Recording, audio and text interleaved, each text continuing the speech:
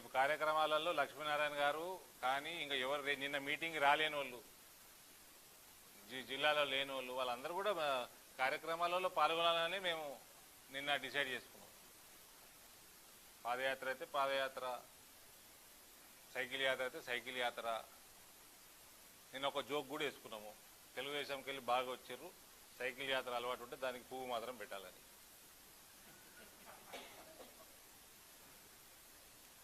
So మంచి వాతావరణంలో meeting అయింది. యునైటెడ్గా ఉంది BJP Nizamabad. And I'm very confident we will sweep 7 segments.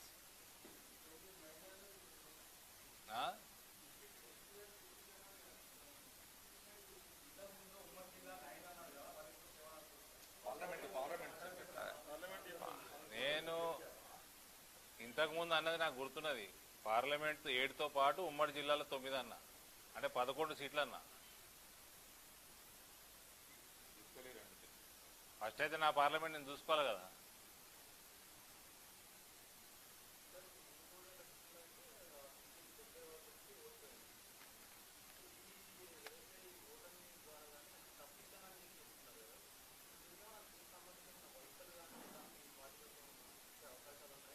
అవకాశాలు తెలివైనోడు అందరు బీజేపీకి వస్తాడు.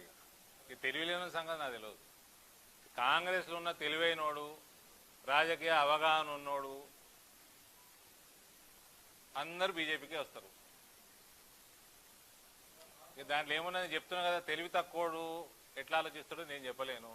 తెలివైన వాళ్ళందరూ భారతీయ జనతా పార్టీ వైపే చూస్తాం.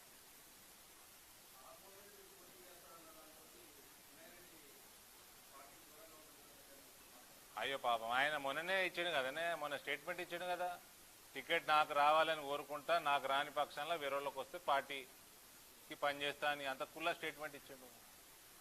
ఎందుకు ఆయనను కాంట్రవర్సీ చేస్తారు మీరు?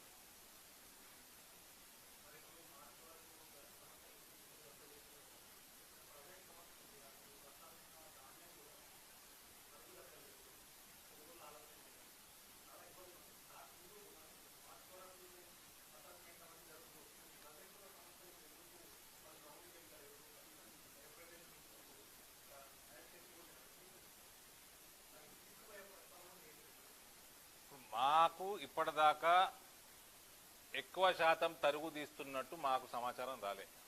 జనరల్గా మాకు ఫోన్లు వస్తాయి, నా కాల్ సెంటర్ ఫోన్లు వస్తాయి, నాకు వస్తాయి, మా నాయకులకు వస్తాయి. ఏమన్నా ఉందా కంప్లైంట్ మేజర్గా చేస్తున్నట్టు తరుగు? అంటే పోయిన సంవత్సరం, అంతకుముందు సంవత్సరం 8 కిలోలు, 10 కిలోలు, 12 కిలోలు చేస్తున్న కంప్లైంట్లు ఇప్పటి వరకు అయితే రాలే. వస్తే ఫస్ట్ భారతీయ జనతా పార్టీ ఆడు ఉంటుంది. అందుకే చెప్పిన, ఫస్ట్ ప్రెస్ మీట్ స్టార్టింగ్లో చెప్పిన, మా ఎదుగుదలను చూసి టీఆర్ఎస్ వాళ్ళు భయంలో పడ్డారని. అటువంటి సమస్య ఏమన్నా వస్తే BJP will be there at that procurement centre ఇమీడియట్గా.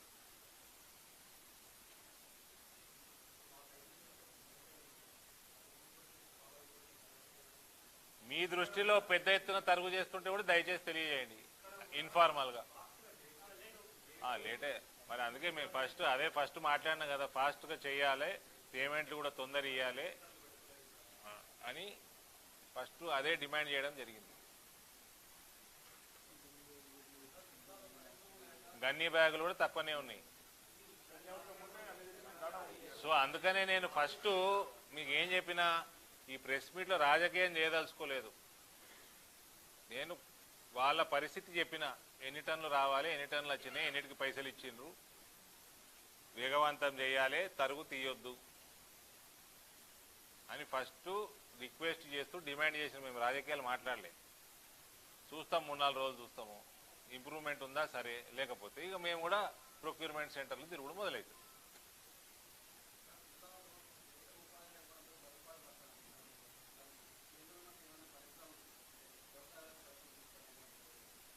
ప్రయత్నాలు చేసి చేసి చేసి తంగైతనం వీడికి రాగానే బ్రేకులు పడుతున్నాయి. ఇప్పుడు జగిత్యాల ఎథనాల్ ఫ్యాక్టరీ పెట్టాలి, నిజామాబాద్లో ఎథనాల్ ఫ్యాక్టరీ పెట్టాలి, ఇవన్నీ పెండింగ్ ఉన్నాయి. ఒక్కటి క్లియరెన్స్ ఇస్తలేదు. 17 పెట్టాలి తెలంగాణలో. ఈ ప్రశ్నకి నెంబర్ 1 డబుల్ ఇంజన్ సర్కార్ వస్తే ఫస్ట్ యువతనే బాగుపడేది. వ్యవసాయ ఆధారిత పరిశ్రమలు మన జిల్లాలలోనే వచ్చేది. ఎందుకంటే మన ఫర్టైల్ ల్యాండ్స్ మన అన్ని. ఈ గోదావరి బేసిన్ ఇదంతా బ్రహ్మాండమైన ఫర్టైల్ ల్యాండ్స్, ఈ ప్రాంతంలోనే ఎక్కువ వస్తే ఎక్కువ బాగుపడుతుంది. అందుకనే బీజేపీ ముందే స్ట్రాంగ్ అయిపోయింది, యాస్టకు వచ్చింది టీఆర్ఎస్ తోటి. బీజేపీ తోటి అవుతుందనే 178 మంది పసుపు రైతులు ఎవరైతే నామినేషన్లు వేసిండ్రో అందులో 71 మంది బీజేపీ కండవ కప్పుకున్నారు. 93,000 ఓట్లలో 39,000 ఓట్లు బీజేపీలో కండవ కప్పుకున్నారు. వాళ్ళందరూ ఉద్యమాలు చేసిన వాళ్ళు. రైతు ఐక్య వేదిక అధ్యక్షుడు తిరుపతి రెడ్డి, ఆయన కండవ కప్పుకున్నాడు. ఇవన్నీ బీజేపీ మీద భరోసా ఉంటేనే కదా కప్పుకునేది. నేను ఫస్ట్ నుంచి చెప్తున్నా, నెక్స్ట్ ఎలక్షన్ వచ్చే వరకు ఆ 93,000 ఓట్లలో కనీసం 50,000 ఓట్లు మాకు వచ్చేటట్టు పనిచేసుకుంటామని చెప్పినా. మిత్రులకు యాద ఉంటుంది, 39,000 ఓట్లు ఆల్రెడీ జాయిన్ అయ్యారు మా దగ్గర.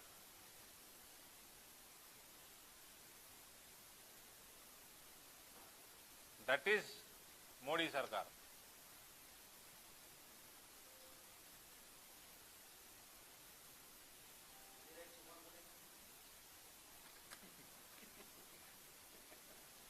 బీజేపీకి సంబంధించిన క్వశ్చన్లు అడుగు నువ్వు.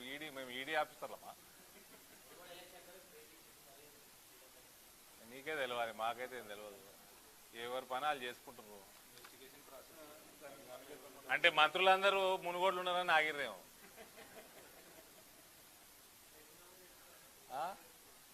ఇక ఆయన మునుగోడుకెళ్ళి చక్కగా దుబాయ్ పోతాడని వాళ్ళు కూడా ఊహించలే.